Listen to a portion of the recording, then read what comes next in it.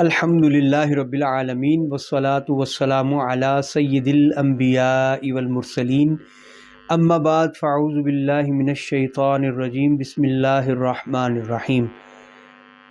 سامعین حضرات، میں نے پچھلے دنوں ایک ویڈیو کلپ بنایا تھا جی ایم آفیشل والے غلام محی الدین صاحب کے لیے، جن کا 22 منٹ اور 56 سیکنڈ کا آخری کلپ جو ہے ان کے چینل پہ موجود ہے، جس میں انہوں نے نبی کریم صلی اللہ تعالیٰ علیہ وسلم کے خودکشی والے واقعے کے بارے میں بات کی اور کہا کہ یہ بریلوی مفتی حضرت علامہ مولانا مفتی راشد محمود صاحب رضوی زیدہ مجدہ کا بہتان ہے کہ انہوں نے علی بھائی پہ یہ الزام لگایا کہ وہ کہتے ہیں کہ جی یہ رسول اللہ صلی اللہ علیہ وسلم کی گستاخی ہے، اور اس پہ انہوں نے اپنی وہی پرانی روش اختیار کی جس میں وہ بار بار اہل سنت کو ٹانٹ کرتے ہیں اور خصوصاً بالخصوص احناف کو اور بریلویوں کو وہ ٹانٹ کرتے ہیں۔ یہ ان کا وتیرہ بن چکا ہے، میں نے ان کے متعدد کلپ دیکھے ہیں جس میں وہ یہی کام کرتے نظر آتے ہیں۔ جو اعتراضات کیے جاتے ہیں ان کے یہ جواب نہیں دیتے اور ان کو ان مسائل میں الجھا کے کشف الموجوب میں یہ لکھا ہے اور فلانا کتاب میں یہ لکھا ہے، فلانی کتاب میں یہ لکھا ہے، اور اس طرح کی الٹی سیدھی باتوں کو جوڑ توڑ کر کے کچھ کا کچھ بنا کے اور پیش کرتے ہیں۔ اچھا، اس پہ میں نے ان پہ تقریباً تفصیلی بات کی تھی اور تقریباً 1 گھنٹے کی ویڈیو تھی وہ۔ اس پہ انہوں نے کوشش یہ کی تھی کہ یہ فاتح منگولیت حضرت علامہ مولانا مفتی راشد محمود صاحب رضوی دامت فیوزہم پہ الزام لگاتے، لیکن میں نے پچھلے کلپ میں یہ بتایا تھا اور ان کی اس ویڈیو کا لنک بھی جو ہے وہ ڈسکرپشن میں شیئر کیا تھا کہ اس میں آپ جا کے دیکھ لیں کہ اپنے کلپ کے شروع میں انہوں نے یہ کہا کہ مفتی راشد صاحب نے الزام لگایا کہ محمد علی جیلمی یہ کہتا ہے کہ بخاری کی اس حدیث میں گستاخی ہے، جبکہ تھوڑا سا آگے جا کے انہوں نے خود اقرار کیا کہ مرزا جیلمی نے یہ جو اس کو گستاخی کہا ہے ہمیں اس سے اختلاف ہے۔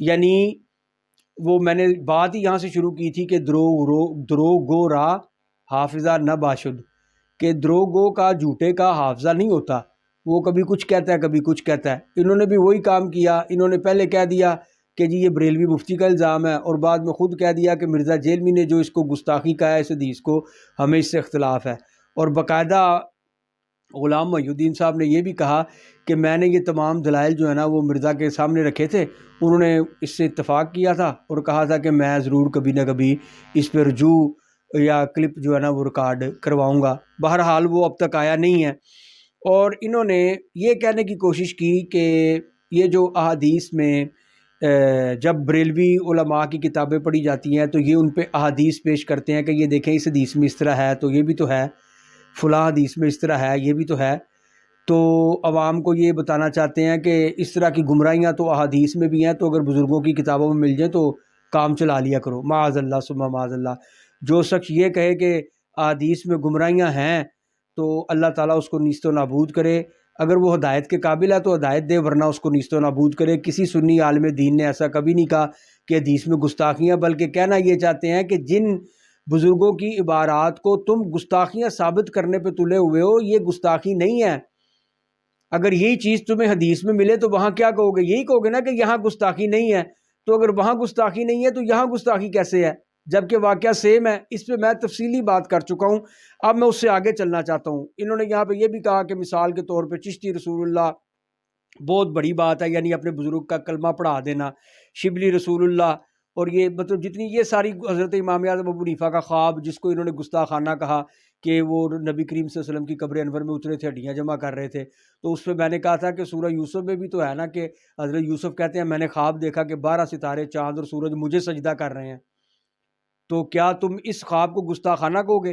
اب یہ کیا کرتے ہیں، اب ان کے پاس اس کا جواب نہیں ہے، غلام محی الدین ہو یا دوسرے تیسرے ہوں، ان کے پاس اس کا جواب نہیں ہے۔ اب یہ پتہ کیا کہیں گے؟ اب یہ کہیں گے دیکھو جی یہ بریلوی مولوی جو ہے یہ کہتے ہیں کہ قرآن میں بھی تو گستاخی ہے نا، گستاخانہ خواب قرآن میں بھی تو ہے نا، تو اگر ہمارے بابے نے دیکھ لیا، امام ابو حنیفہ نے دیکھ لیا تو کیا مطلب، کچھ نہیں ہوتا؟ نہیں، ایسا نہیں ہے، بے دینی نہ کرو، بے ایمانی نہ کرو، گمراہی نہ کرو، لوگوں کو اشکالات اور ابہامات میں پیدا نہ کرو، بلکہ سیدھی طرح اگر علمی بندے ہو تو علمی جواب دو. علمی کتابی کیوں کہلاتے ہو اگر تمہارے پاس اس کا جواب ہی نہیں ہے تو؟ او خدا کے بندے، اگر حضرت امام اعظم ابو حنیفہ کا نبی کریم صلی اللہ علیہ وسلم کے بارے میں خواب دیکھنا کہ وہ حضور صلی اللہ علیہ وسلم کی قبر انور میں اترے ہیں اور ان کی ہڈیاں اکٹھیاں کر رہے ہیں، اگر یہ گستاخانہ خواب ہے تو کیا اس خواب کو شرکیہ کہو گے جس کو قرآن نے بیان کیا کہ سجدہ تو اللہ کے لیے ہے، اور وہ حضرت یوسف علیہ السلام کہہ رہے ہیں کہ میں نے دیکھا مجھے چاند اور ستارے اور سورج سجدہ کر رہے ہیں، تو یہ کہو گے کہ یہ گستاخانہ خواب نہیں ہے، اس کی تعبیر دیکھی جائے گی. اللہ کے نبی نے خواب دیکھا ہے تو اسی طرح وہاں پہ اللہ کے ولی نے خواب دیکھا ہے، اس کی تعبیر کی جائے گی. اگر قرآن کی سورہ یوسف میں موجود واقعہ اور حضرت یوسف علیہ السلام کا یہ خواب دیکھنا کہ 12 ستارے اور چاند سورج مجھے سجدہ کر رہے ہیں، اگر یہ گستاخانہ نہیں ہے تو امام اعظم ابو حنیفہ کا خواب بھی گستاخانہ نہیں ہے. ہمارا مقصد یہ ہوتا ہے کیونکہ ہم مسلمان ہیں نا، کوئی یہودی نصرانی تو ہے نہیں ہے، کوئی ہندو سکھ تو ہے نہیں کہ ہم اپنے کسی بزرگ کے خواب کو یا کسی بزرگ کے کسی فعل کو جو شرعی ہے اس کو ڈیفینڈ کرنے کے لیے ہم گیتا گرنتھ تو نہیں پڑھیں گے. مطلب یہ کیا بات ہوئی کہ تم یہ لوگوں کو تاثر دینا چاہتے ہو؟ دیکھو جی یہ اپنے باپوں کا دفاع قرآن کی آیتوں سے کرتے ہیں جی، یہ دیکھو جی حدیثوں سے کرتے ہو. کہاں سے کریں بھائی؟ مسلمان ہے، مسلمان کے لیے دلیل کہاں سے لی ہے؟ ماخذ کیا ہے دین کا؟ قرآن ہے، حدیث ہے، اجماع امت ہے اور قیاس مجتہدین ہے. یہی 4 ماخذ ہیں، ادلہ اربع. ہم تو انہی سے دلائل لائیں گے. اگر کوئی فرض ہے یا نص قطعی ہے تو اس کو قرآن سے، اگر کوئی عقیدہ قطعی ہے تو اس کو قرآن کی نص قطعی سے ثابت کریں گے، اگر کوئی عقیدہ ظنی ہے تو اس کو دلائل سے ثابت کریں گے، اجماع سے ثابت کریں گے، قیاس سے ثابت کریں گے. تو احادیث کا سہارا لیں گے، قرآن مجید کے آیات کا سہارا لیں گے. یہ کیا بات ہوئی؟ اور تم کہتے ہو کہ جی پہلے کسی نے حضرت ابو بکر صدیق نے ایسا کلمہ پڑھایا، خلفائے راشدین نے ایسا کلمہ پڑھایا لا الہ الا اللہ چشتی رسول اللہ. ہم کہتے ہیں معین الدین چشتی اجمیری نے بھی نہیں پڑھوایا. یہ ہمارا موقف، یہ ہمارا دعویٰ. شبلی شیخ شبلی نے بھی نہیں پڑھوایا لا الہ الا اللہ چشتی رسول اللہ. یہی تو ہم کہتے ہیں کہ یہی ہمارا موقف ہے. اگر خلفائے راشدین نے نہیں پڑھایا تو ان بزرگان دین نے بھی نہیں پڑھوایا. یہ سب من گھڑت گھڑنتو باتیں ہیں جو کتابوں میں درج کی گئی ہیں. اب تم کہتے ہو کتابیں تمہاری ہیں. اس پہ بارہا میں کہہ چکا، اتنے کہہ چکا کہ اس پہ کسی کا آج تک جواب نہیں آیا، نہ کوئی دے سکتا ہے. ان میں سے کسی میں جواب ہے نہیں، کسی کے پاس، تو جواب کیا دیں گے؟ تو میں بارہا اس کے بارے میں ہمارے علماء بھی کہہ چکے. میں کیا چیز ہوں، ہمارے علماء بھی اس بات پہ مکمل اس کا رد کر چکے. اور آج سے نہیں، ابھی مرزا قادیانی کہنے لگا ہوں، مرزا جیلمی ابھی مارکیٹ میں نہیں آیا تھا، یہ اس سے پہلے کے اعتراضات ہیں، اس سے پہلے ان کے جوابات دیے جا چکے ہیں. یہ کوئی آج کی نئی بات نہیں ہے کہ کوئی بڑا کوئی توپ خانہ اٹھا کے لے آیا کہ یہ بڑا اعتراض ہے، اس پہ کوئی جواب دے گا تو پھر دیکھیں گے. ایسا کوئی مسئلہ نہیں ہے، ان کے جوابات ہو چکے ہیں.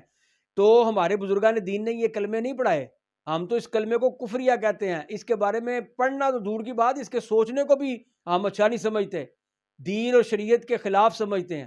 ہمارے بزرگان دین نے یہ کیا ہی نہیں ہے. اگر تم یہ کہو کہ یہ کتابیں تمہاری ہیں تو یہ کتابیں بھی ہماری نہیں ہیں. کس بریلوی نے لکھی ہے؟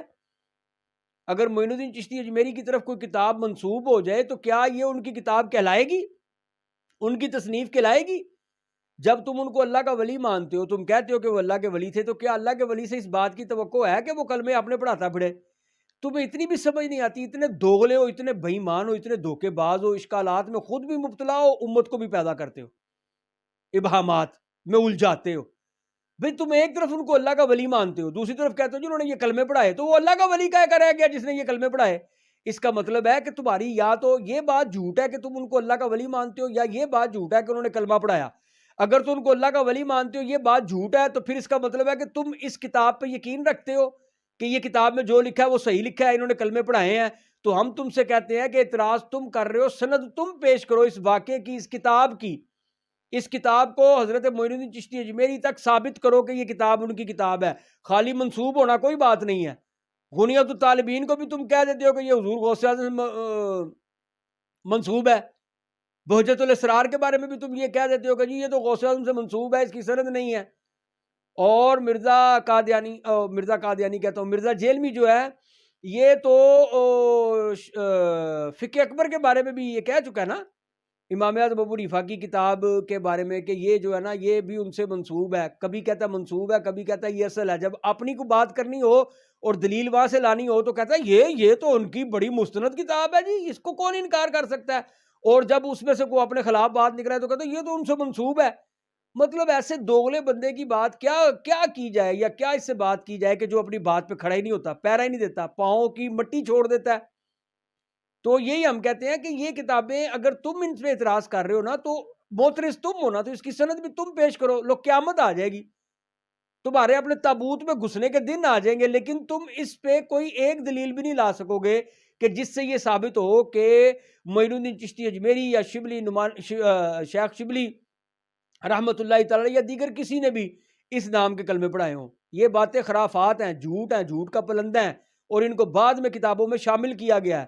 اور اگر تم کہو کہ جی تمہاری کتابیں چوک چوراہے میں رکھ کے آگ لگاؤ، تو ہمارے علماء یہی تو کہتے ہیں، جس طرح تم نے یہ اقرار کیا کہ مرزا جیلمی اس حدیث کو ضعیف کہتا ہے، گستاخی کہتا ہے رسول اللہ صلی اللہ علیہ وسلم کی، تو ہمارے عالم نے یہی کہا تھا، مفتی راشد محمود صاحب رضوی دامت برکاتہ العالیہ نے یہی کہا تھا کہ بھئی تم اس کو رسول اللہ صلی اللہ علیہ وسلم کی گستاخی کہتے ہو، اور ہماری کتابوں کے بارے میں تم کہتے ہو کہ یہ ان میں بھی گستاخیاں نقل ہیں، ان کے بارے میں تم یہ کہتے ہو کہ ان کو چوک میں رکھ کے آگ لگاؤ۔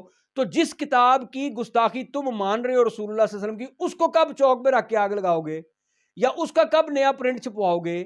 جس طرح یہ غلام محی الدین کہہ رہا تھا کہ ہر جگہ پہ دھرنے دینے پہنچ جاتے ہو، تو یہ جو ان کتابوں میں خرافات لکھی ہیں ان پہ دھرنے کیوں نہیں دیتے؟ جب ہم نے ان کی نشاندہی کر دی، ان کے بارے میں کہہ دیا، ہم کو ان کے مامے چاچے لگتے ہیں پبلشرز کے، یہ اگر چھاپ رہے ہیں تو اپنی گور گردن پہ چھاپ رہے ہیں، ہم نے تو اس کے بارے میں بیزاری کا اعلان کر دیا ہوا ہے، اور آج کا نہیں کیا، کب کا کیا؟ یہ پیسے کمانے کے لیے چھپواتے رہے، ہمارے کسی عالم کا اس سے کیا تعلق ہے؟ ہمارے کسی عالم نے یہ کتاب چھپوائی ہے؟ ہمارے کسی عالم نے یہ کتاب لکھی ہے؟ ہمارے کسی عالم نے یہ ترجمہ کیا ہے؟ یہ کتابیں چھپتی آ رہی ہیں، پبلشر چھپواتے آ رہے ہیں، اس کی سند ہی کوئی نہیں ہے۔ بخاری شریف کی جز رفع یدین امام بخاری رحمۃ اللہ علیہ کی کتاب ہے، اور اس کو بیان کرنے والا ایک راوی، غالباً اس کا نام اسحاق ہے، محمد بن اسحاق ہے، وہ راوی ضعیف ہے، تو اس کتاب کی سند ہی ثابت نہیں ہے۔ جب الادب المفرد میں سے ہم نبی کریم صلی اللہ علیہ وسلم کے صحابی حضرت عبداللہ ابن عمر کا ایک قول پیش کرتے ہیں کہ جب ان کا پاؤں شل ہو گیا، سن ہو گیا، ایسے لگا جیسے کسی نے باندھ دیا ہے، تو کسی نے ان سے کہا کہ آپ سب سے زیادہ انسانوں میں کس سے محبت کرتے ہیں؟ تو انہوں نے کہا کہ نبی کریم صلی اللہ علیہ وسلم سے۔ انہوں نے کہا ادعو، پکاریے انہیں، ان کا نام لیجئے۔ فقال یا محمدہ، پس انہوں نے کہا یا محمد صلی اللہ تعالی علیہ وسلم۔ اور حضرت عبداللہ ابن عمر خود فرماتے ہیں کہ ایسے لگا تھا جیسے میرا پاؤں کسی نے باندھا ہوا ہے، سن ہوا تھا، جیسے کسی نے باندھا ہوا ہے، اور جو ہی میں نے نبی کریم صلی اللہ علیہ وسلم کا نام پکارا، یوں لگا جیسے کسی نے کھول دیا۔ اس حدیث کو تم ضعیف کہتے ہو، ٹھیک ہو گیا۔ تو کتابوں میں جو احادیث ضعیف موجود ہیں، کیا تم ان ضعیف احادیث کو جعلی احادیث کہتے ہو؟ اور بطور دعویٰ تم حضرت امام مسلم رحمۃ اللہ تعالی علیہ کا مقدمہ پیش کرتے ہو کہ جنہوں نے مقدمے میں ایسے لکھا ہے کہ جعلی حدیثیں پیش کرنے والے، یعنی ضعیف روایات کے بارے میں تم نے پروپیگنڈا کیا، تم نے کہا کہ یہ ضعیف حدیثیں جو ہے نا، یہ امت کا فتنہ ہے، ان کی وجہ سے لوگ ان کا انکار کرتے ہیں۔ یہ بھی تمہارا جھوٹ تھا، بے ایمانی تھی، دروغ گوئی تھی، یہ تلبیس ابلیس تھی، دسیسہ کاری تھی۔ ضعیف حدیث کا فتنہ کوئی فتنہ نہیں ہے، اور نہ اس کو کبھی کسی نے امت میں فتنہ کہا ہے۔ اور خدا کے بندے، جب ساری چھان پھٹک ہو کے ہر چیز علیحدہ ہو گئی، دودھ کا دودھ اور پانی کا پانی ہو گیا، اب ضعیف حدیث کا کیا نقصان ہے؟ جب بھی کوئی حدیث پڑھے گا اسی وقت اس کی سند دیکھی جائے گی، اسی وقت فیصلہ ہو جائے گا۔ اسماء الرجال والے، علم الرجال والے کتابیں کھل جائیں گی، تہذیب التہذیب کھل جائے گی، بے شمار کتابیں کھل جائیں گی، ایک منٹ میں سارا کچا چٹا کھل کے باہر آ جائے گا، ایک ایک راوی کی چھان پھٹک ہو جائے گی، پتہ چل جائے گا یہ حدیث ضعیف ہے یا نہیں، فلاں نے اس کو ضعیف کہا، فلاں نے اس کو حسن کہا، فلاں اس نے کس درجے میں کہا، فلاں نے کس درجے میں کہا۔ تو ضعیف حدیث کے بارے میں تو سارا موقف واضح آ گیا۔ یہ دیکھو جتنے منکرین حدیث ہیں، یہ مرزا جیلمی خود اپنے بیان میں کہہ چکا ہے کہ منکرین حدیث جن احادیث پہ اعتراض کرتے ہیں وہ احادیث کتب صحاح میں موجود ہیں، لیکن ان کا جو مدعا یہ بیان کرتے ہیں منکرین حدیث، اصل مدعا وہ نہیں ہے، وہ فہم وہ نہیں ہے جو یہ بیان کرتے ہیں۔ امت کا فہم کچھ اور ہے، یہ کچھ اور معنی مراد لیتے ہیں۔ اور یہی بات ہم کہتے ہیں کہ حضرت امیر معاویہ رضی اللہ تعالیٰ عنہ یا دیگر صحابہ کرام کے بارے میں جو احادیث تم کتب احادیث سے پڑھتے ہو، یہی بات ہم تم پہ پلٹتے ہیں کہ ان محدثین کا وہ فہم نہیں ہے جو تم بیان کرتے ہو۔ یہ بات قابل توجہ ہے، وہ فہم جو تم بیان کرتے ہو وہ محدثین کا نہیں ہے۔ جس طرح منکرین حدیث صحیح احادیث بخاری و مسلم کی پڑھ کے ان پہ اعتراض کرتے ہیں اور اپنا فام بیان کرتے ہیں، اور تم کہتے ہو کہ امت کا یہ فام نہیں ہے جو یہ منکرین حدیث مراد لیتے ہیں. یہی ہمارا موقف ہے کہ صحابہ کرام کے بارے میں جو احادیث بیان کر کے تم ان کے گندے پہلو نکالتے ہو، ان کے بارے میں گندی باتیں کرتے ہو، گندی گفتگو کرتے ہو، وہ اہل سنت کا یا اجماع امت کا موقف نہیں ہے. یہ بات قابل توجہ ہے، یہ بات سننے والی ہے. یہ تم اپنی جیب سے وہ فہم بیان کرتے ہو اور وہ گندی باتیں کرتے ہو جن کا اسلام سے کوئی تعلق نہیں ہے، محدثین سے کوئی تعلق نہیں ہے. اسی طرح منکرین حدیث ضعیف حدیث پہ کوئی فتنہ نہیں پھیلاتے، وہ تو صحیح حدیث کو نہیں مانتے، وہ تو کہتے ہیں حدیث ہے ہی کوئی نہیں، بس صرف قرآن ہے. وہ کہتے ہیں نبی کریم صلی اللہ علیہ وسلم کہہ کے گئے ہیں. اور میں حیران ہوں کہ منکرین حدیث دیکھو کہ حدیث کے انکار کی دلیل کہاں سے لیتے ہیں؟ حدیث سے دلیل لیتے ہیں. یعنی حدیث کا انکار کرتے ہیں اور دلیل کہاں سے لے رہے ہیں حدیث کا انکار کرنے کی؟ حدیث سے. کیا کہتے ہیں؟ جی اللہ کے نبی نے فرمایا کہ میں تم میں قرآن کو چھوڑے جا رہا ہوں، تو یہ کیا ہے؟ یہ حدیث ہی تو ہے. تو حدیث کا انکار کرتے ہو اور حدیث کو ہی دلیل بنا کے کرتے ہو، یعنی اپنا مقدمہ حدیث پہ کھڑا کرتے ہو کہ حضور نے یہ فرمایا، اور پھر اسی لمحے تم حدیث کا انکار کر دیتے ہو. تو جتنے منکرین حدیث ہے وہ ضعیف حدیث کا فتنہ نہیں پھیلاتے، وہ حدیث کے معنی و مطالب و مفاہیم غلط بیان کر کے اور ان کے بارے میں اپنا موقف سامنے رکھتے ہیں اور امت میں ابہامات و اشکالات پیدا کرتے ہیں. اور یہی بات میں ان سے کہتا ہوں کہ امام ابو حنیفہ یا کشف المحجوب کے بارے میں نے کہا تھا، یہ اس نے مرزا جیلمی نے یہ ہرزہ سرائی کی، اتنی گندی باتیں کی، بکواسات بکیں، اور کہا کہ اس میں نبی کریم صلی اللہ علیہ وسلم کا سکینڈل ہے. اور جب ہم نے ان کو مسلم شریف سے کہا کہ نظر تو حضور نبی کریم صلی اللہ علیہ وسلم کی ایک عورت پہ پڑی اور حضور گھر تشریف لے گئے اور انہوں نے اپنی زوجہ محترمہ سے وظیفہ زوجیت ادا کیا اور فرمایا باہر آ کے کہ اگر تمہاری نظر کسی عورت پہ پڑ جائے تو تم اپنی بیوی کے پاس آؤ. تو اس پہ انہوں نے یہ کہا تھا، یہ غلام محی الدین صاحب کہتے ہیں کہ جی یہ تو اس حدیث کا اس کشف المحجوب والے واقعے سے کوئی تعلق ہی نہیں ہے. حالانکہ کشف المحجوب میں واقعہ نہیں ہے، وہ بھی حدیث ہے اور بے شمار کتب میں نقل کی ہے اور کھلے الفاظوں میں نقل کی ہے. تو وہ کہتا ہے کہ اگر تو یہ جو حدیث مسلم کی پیش کرتے ہیں نا کہ حضور صلی اللہ علیہ وسلم کی ایک نظر عورت پہ پڑی، وہ کہتے ہیں کہ اگر وہ عورت پہ پڑھ کے وہ عورت اپنے خامند پہ حرام ہو گئی ہوتی نا، تو پھر ہم کہتے ہیں کہ یہ کشف المحجوب والا واقعہ اس سے سیم ہے. یہ میں پوری گفتگو کر چکا ہوں لیکن یاد دہانی کے لیے پچھلے کلپ پہ چند ایک باتیں کر رہا ہوں. تو ہم نے یہ کہا تھا کہ کیا لفظ حرام ہونا کہ زید کی بیوی اس پہ حرام ہو گئی کشف المحجوب میں لکھا ہوا ہے، کیا اس جملے کو سکینڈل کہتے ہو؟ کوئی غیرت کرو، کوئی شرم کرو، کوئی حیا کرو. رسول اللہ صلی اللہ علیہ وسلم کی ذات کو تختہ مشق کیوں بناتے ہو؟ کیا اس بات کو تم وہ سمجھتے ہو سکینڈل کہ نظر پڑنے پہ حرام ہو گئی؟ یہ تو سکینڈل نہیں ہے. اور تم سکینڈل یہ سمجھتے ہو، یہ کہتے ہو کہ جی حضور صلی اللہ علیہ وسلم کی دیکھو جی نظر پڑ گئی جی، دیکھو کتنے گندے لوگ ہیں جی، یہ دیکھو جی کشف المحجوب کے بارے میں کیا کہہ رہے ہیں جی، یہ دیکھو جی کشف المحجوب میں یہ لکھا ہوا جی حضور کا سکینڈل ذکر کیا جی، نظر پڑ گئی جی ان پہ، دیکھو جی ذرا. تو نظر پڑنا اگر سکینڈل ہے تو وہ تو حدیث میں ہم نے بیان کر دیا. اور پھر ایک بات اور ہے، وہ یہ ہے کہ آخر میں اس نے غلام محی الدین نے ایک بات کی. اس نے کہا کہ جی وہ نبی کریم صلی اللہ علیہ وسلم کی حدیث ہے. جب ہم کہتے ہیں نا کہ یہ شتیہات ہے یا حالت سکر میں یا حالت صحب میں، یہ یا ایک کیفیت ہوتی ہے عالم وجد میں، عالم استغراق میں، یہ جو اولیاء کرام سے کچھ جملے صادر ہوئے ہیں تو ان پہ گرفت نہیں ہے. تو اس پہ اس نے کہا کہ صحیح مسلم کی ایک حدیث ہے کہ نبی کریم صلی اللہ علیہ وسلم نے فرمایا کہ 3 لوگوں سے قلم اٹھ جاتی ہے. میں وہ دیکھ رہا ہوں کہ انہوں نے یہ جو حدیث بیان کی ہے وہ میں وہی بیان کر جاؤں. تو اس میں اس نے لکھا ہوا ہے کہ جن سے 3 اشخاص ایسے ہیں جن سے شریعت کا قلم اٹھ چکا: سویا ہوا شخص جب تک جاگ نہ جائے، بچہ جب تک بالغ نہ ہو جائے، تیسرا وہ پاگل جس کا دماغ ٹھکانے نہ آ جائے. اس کے بعد غلام محی الدین کہتا ہے اب جن واقعات میں کلمے پڑھائے گئے ہیں یہ بریلوی کہتے ہیں یہ جذب کی کیفیت تھی، ایک خاص حالت میں ان سے یہ کلمات صادر ہوئے، لہٰذا اس حدیث کے تحت ان کی پکڑ نہیں ہوگی. کبھی شتیہات کہتے ہیں ان کو. اچھا، اب اس کے بعد غلام محی الدین کہتا ہے کہ پہلی 2 کیٹیگریوں میں تو آپ کے بزرگ نہیں تھے، تیسرا ہے پاگل، لہٰذا اپنے بزرگوں کو پاگل کہیں، جان بوجھ کر تو کفر ہے. اب پاگل مانے اپنے اکابر کو تو پھر تو ہم کہہ سکتے ہیں ٹھیک ہے جی وہ پاگل سے ان سے یہ باتیں ہو گئیں. اب ہم کہتے ہیں کہ تم اس حدیث میں لفظ پاگل موجود نہیں ہے، جو سنن ابی داؤد کی حدیث ہے اس میں لفظ پاگل موجود نہیں ہے، اور اس میں مبتلا کا لفظ موجود ہے، مصیبت زدہ، جس کو کسی امتحان میں مبتلا کر دیا گیا ہو۔ ہم یہ کہتے ہیں اگر تم اس سے پاگل مراد لیتے ہو تو پھر وہ جو حدیث شدت فرح والی ہے، کیا اس شخص کو پاگل کہو گے؟ کیونکہ حکم کفر تو تم اس پہ بھی نہیں لگاتے جس نے کہہ دیا تھا اے میرے اللہ تو میرا بندہ ہے اور میں تیرا رب، اس پہ تم کو حکم کفر لگاتے ہو؟ نہیں لگاتے نا، تو کیا تم اس بندے کو پاگل کہتے ہو؟ رسول اللہ صلی اللہ علیہ وسلم اس کو پاگل کہہ رہے تھے، رسول اللہ صلی اللہ علیہ وسلم اس کو پاگل کہہ رہے تھے؟ پاگل تو نہیں کہہ رہے نا، اور نہ تم کہتے ہو۔ تو اب جو جواب تمہارا وہی جواب ہمارا۔ اگر شدت فرح میں تم اس کو پاگل سمجھتے ہو کہ اس نے پاگل پن کیا، تو پھر اس حدیث پہ حکم لگاؤ کہ کیا اس نے پاگل پن میں آگے یہ کہا؟ اور اگر شدت فرح سے تم یہ مراد لیتے ہو کہ اس کی عقل تھوڑی دیر کے لیے سلب کر لی گئی، خوشی کے عالم میں، فرح شدت کے عالم میں اس کی زبان سے کچھ اور نکل گیا، تو وہ یہاں پہ مبتلا سے کیوں مراد نہیں لیتے؟ سنن ابی داؤد کی جو حدیث موجود ہے۔ لہذا جو جواب اس پہ تمہارا وہی جواب ہمارا۔ وآخر دعوایا ان الحمد للہ رب العالمین۔